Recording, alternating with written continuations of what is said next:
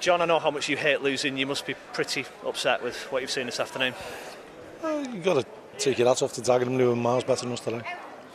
But that's not us. We were second to every ball. We didn't pass it the way we can. We defended atrociously, and we got exactly what we deserved. I feel sorry for the fans who made the effort, and they were in good spirits all game, and we got to thank them for coming and apologise for the performance that we've turned in.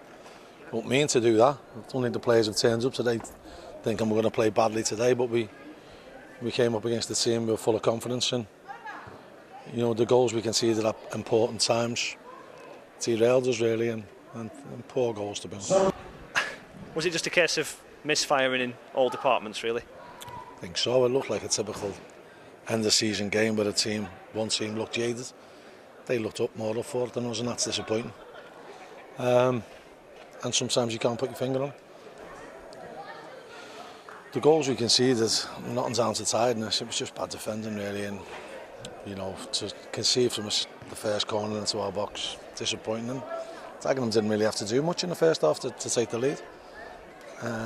We gifted them a goal in the second half, 30 seconds after changing our shape, so that didn't have any chance to take effect. And then we huffed and puffed really, had them on the back foot for 20 minutes of the second half, but never really looked like scoring, and didn't work their keeper enough. We had good chances in the first half, and if one of them goes in, it's a different game, but we conceded 73 goals I think now, and that doesn't lie.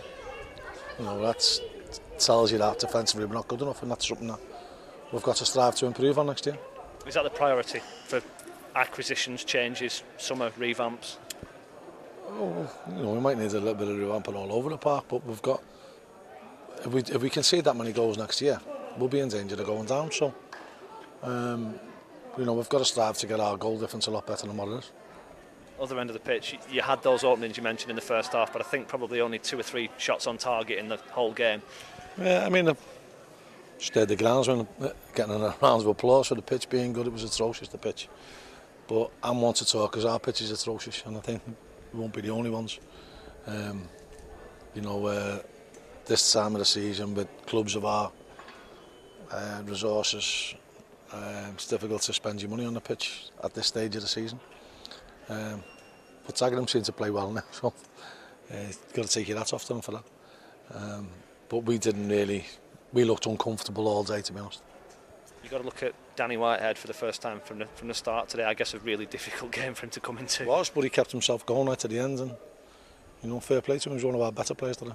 And in terms of positives, 18 years old, Football League debut for Max Hazeldine, is a sort of a sign of the things to come, perhaps? Well, it's nice for him.